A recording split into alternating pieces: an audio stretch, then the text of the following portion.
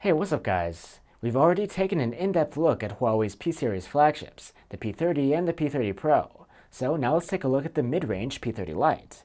It had to cut a few corners in order to reach that lower price point, so does it still offer a solid smartphone experience? I'm Will for GSM Arena, and this is our Huawei P30 Lite review.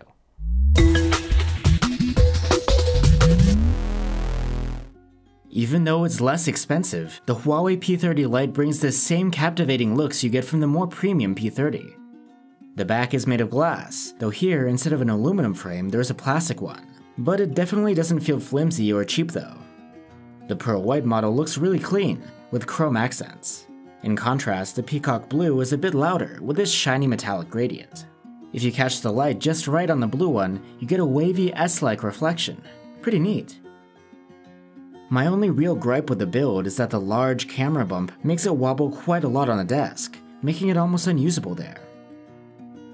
And of course there's no waterproofing, but it's hard to expect that at this price point. On the front, the P30 Lite features a tall 6.15-inch IPS LCD with a 1080p resolution. There is a small water drop notch cutout for the selfie cam, and as you'd expect from Huawei, you can hide it with a black bar if you want. At 415 ppi, content looks decent on this screen. It posted very good numbers for contrast, though we have seen better in this class, and colors can be impressively accurate in the sRGB color space. Maximum brightness is pretty good for an LCD, at 501 nits in auto mode in bright conditions. We did notice a contrast shift when tilting the screen, and with a white background you can notice that the panel looks a bit dimmer around the edges. The P30 Lite does have a notification LED up at the top, above the notch, so you know if there's something that needs your attention. For your audio, there's a single speaker down at the bottom, next to the USB-C port. It scored excellent loudness in our tests, but the output is lacking in the highs and the lower frequencies.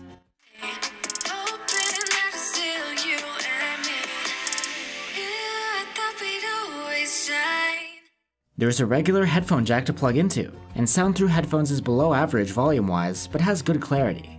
There is FM radio when you're plugged in as well. You can unlock the phone with a fingerprint scanner located on the back. It's quite fast and reliable. And there's a face unlock option too, with the usual caveat. It isn't as secure as a fingerprint, at least in this type of setup. You get quite a bit of storage on board the P30 Lite at 128 gigs, and it is expandable too through the hybrid microSD slot. The user interface is Android 9 Pie with Huawei's EMUI 9.0 on top. It isn't 9.1 like you get on the flagships, so you're missing the fancy new file system here. All of your apps are on the home screen by default, but you can choose to keep them in an app drawer instead. Swiping down on the home screen will open a search bar for your apps and contacts. And going to the left on the home screen brings you to a Google newsfeed. If you need easy access to the notification shade, you can pull it down by swiping your finger on the fingerprint scanner. And if you want, you can use gesture navigation, instead of the on-screen navigation keys.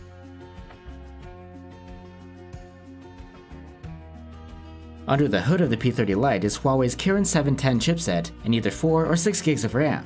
It delivers decent performance, on par with competitors like the Snapdragon 660 and the Helio P70. Heat is managed quite well, and games run mostly without a hitch. Battery life on this phone is actually really good. It has a 3300 mAh battery, and it scored a 94-hour endurance rating in our proprietary tests. That's much better than last year's P20 Lite. You do get fast charging as well with the bundled 18-watt charger. We were able to go from 0 to 35% charge in half an hour. The P30 Lite has a triple camera setup on the back. There's a 48 megapixel main cam, an 8 megapixel ultra-wide cam, and a 2 megapixel depth sensor for portrait mode. Just like on Huawei's other recent phones, the main cam uses a quad Bayer filter and pixel binning, so its default output is 12 megapixels. In good light, these look great, with good colors, excellent detail, and impressive dynamic range.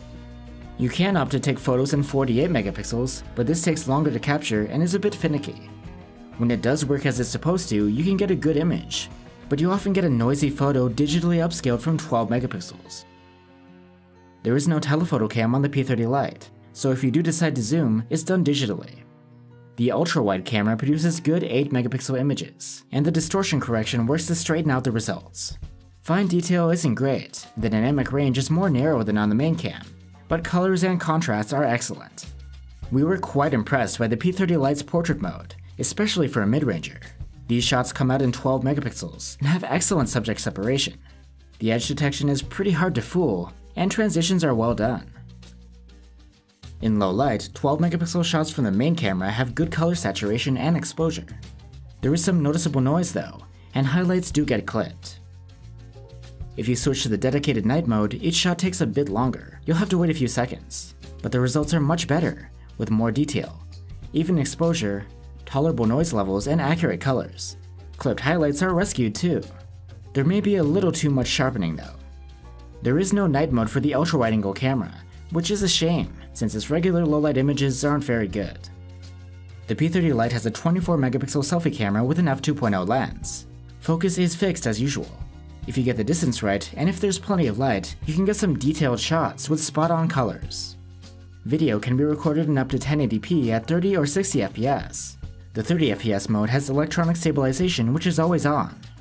This footage is quite nice with good contrast, lively colors, and impressive dynamic range, though the resolve detail is just average. Videos taken with the ultra-wide-angle cam are lacking in detail, but still have good colors and excellent dynamic range.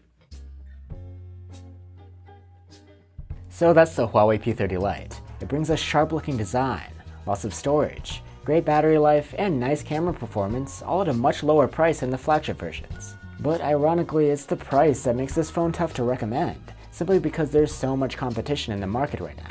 At 350 euros, the P30 Lite isn't exactly cheap for a mid-ranger, and there are other phones that can do what this guy can, or even better for less money. Once the price does go down though, it might be worth looking into. Thanks for watching guys, and see you on the next one.